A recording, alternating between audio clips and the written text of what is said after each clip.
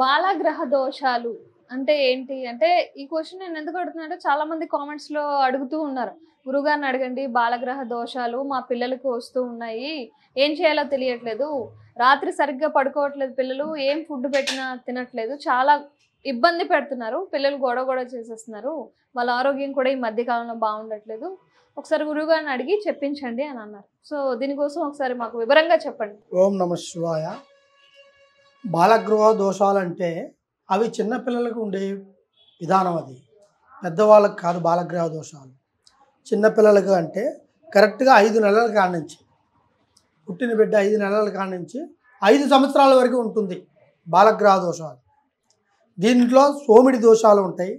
కొన్ని బాలగ్రహ దోషాల్లో బాబులకి పుట్టిన వేళల కాడ నుంచి కొంతమంది ఏడుస్తుంటారు. ఆపకుండా ఏడుస్తూనే ఉంటారు. వాళ్ళు కంటిన్యూగా ఏడుస్తుంటారు అన్నమాట. దానివల్ల ఆ బాలగ్రహ దోషాల వల్ల ఏమవుతుందంటే వాళ్ళకి సంధి పూస అనేది కడతారు. సంధి పూస అంటే అది సన్నగా ఉంటుంది, ఎంత ఉంటుంది, అది మెడలో వేస్తారు పిల్లవాళ్ళకి ఎక్కువగా.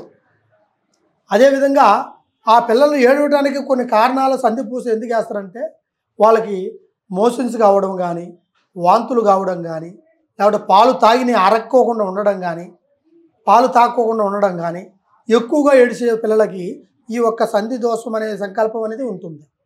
దాంట్లోనే బాలగ్రహ దోషంలోనే ఈ సంధి దోషం. దాన్ని బట్టి అది కడితే ఆ పిల్లలకి కంపల్సరిగా ఆ బాలగ్రహ దోషము, ఆ సంధి దోషము నివారణ అవుతుంది.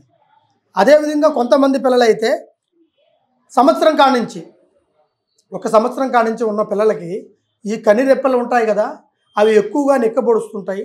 పిల్లలు మన చేతుల మీద ఉండరు, ఎక్కువగా ఏడుస్తుంటారు. హాస్పిటల్కి పోయినా ఏమైనా సరే అసలు లోపల ఏం జరుగుతుందో అనేది కూడా తెలియదు. మనం అనుకుంటాం కడుపు నొప్పి లేస్తుందో, లేకుంటే అబ్బాయికి తలనొప్పి లేస్తుందో, చేయి నొప్పి లేస్తుందో అని అనుకుంటాం. కానీ ఈ బాలగ్రహ దోష, ఈ సోమిడి దోషాల వల్ల పిల్లలకి ఏడుపు అనేది ఎక్కువగా వస్తుంది.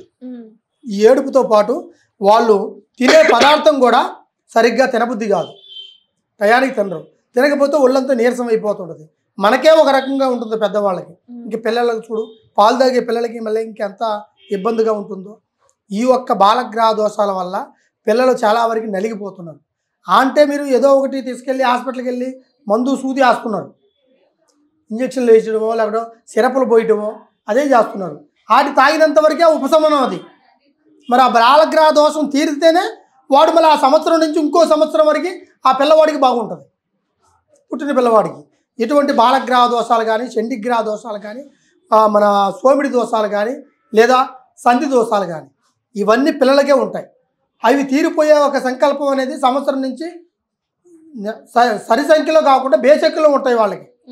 5వ నెల, 7వ నెల, 9వ నెల, 11వ నెల, అట్లా సంవత్సరం నుంచి ఇంకా పెరుగుకుంటూ పోతుంటాయి. 13వ నెల, 17వ నెల, ఇట్లా నెలల కొద్దిగా పెరుగుతున్నప్పుడు వాళ్ళకి ఆ ఒక్క సంకల్పాన్ని బట్టి ఆ సంధి దోషాలు అనేది పెరుగుతూ పెరుగుతూ మళ్ళీ 5 సంవత్సరాలు దాటిన తర్వాత తగ్గిపోతాయి. 5 సంవత్సరాలు పడాల్సిందేనా? కంపల్సరీగా 5 సంవత్సరాలలో కంపల్సరీగా పడుతుంటాయి. దానికి వచ్చినప్పుడల్లా ఈ బాలగ్రహ దోషాలను మనం కనిపెట్టాలి. కొంతమంది తాయితలు ఇప్పిస్తుంటారు పిల్లలకి, అయ్యో ఏమైందో ఏమిటో గాలి ఏమైందో అనుకుంటారు. కొంతమందికి ఏమవుతుందంటే పక్షి దోషం. చిన్నపిల్లలు అయితే 5 నెలల పిల్లల కాడ నుంచి పిల్లల్ని బయట తీసుకొచ్చి మనం ఎత్తుకొని తిరుగుతుంటాం కదా, వరండాలో పక్షులు పోతుంటాయి. కొన్ని పక్షి దోషం తగిలినప్పుడు కూడా పిల్లవాడికి బాగోదు. దానివల్ల కూడా కొన్ని చెడు దోషాలు అనేది ఉంటాయి. అట్లా కొన్ని దోషాలను నివారణ అనేది చెయ్యాలి. అవి చెయ్యాలి అంటే అది హాస్పిటల్కి పోతే చేయరు. అది కడుపు నొప్పుకో, తలనొప్పుకో, లేకపోతే దేనికో సిరప్ ఇస్తాడు, టాబ్లెట్ ఇస్తాడు. ఈ బాలగ్రహ దోషాలకు మాత్రం కంపల్సరిగా సంధి పూసను ఒకటి ఏర్పాటు చేయాలి. దానికి సంబంధించిన రాగి రేఖ మీద బేజాక్షరాలతో రాస్తే కంపల్సరిగా ఆ సంధి దోషాలు, ఆ బాలగ్రహ దోషాలకు పిల్లలకు పోయి సంతోషంగా వాళ్ళ ఆయుర ఆరోగ్యంతో కడుపు నిండా అన్నం తిని, పాలు తాగి, కంటికి నిద్రపోయి, ఎటువంటి ఇబ్బంది లేకుండా ఆరోగ్యంగా పుష్టిగా ఉంటారు పిల్లలు. ఆ విధమైన సంకల్పం ఉంటుంది. ఎటువంటిదైనా సరే ఇటువంటి ప్రాబ్లం పిల్లలకి ఎవరికైనా ఉండుంటే ఒక్కసారి మమ్మల్ని సంప్రదించండి. దానికి తగినట్టుగా నేను పరిష్కారం చేస్తాను. సర్వేజన సుఖనో భవంతు.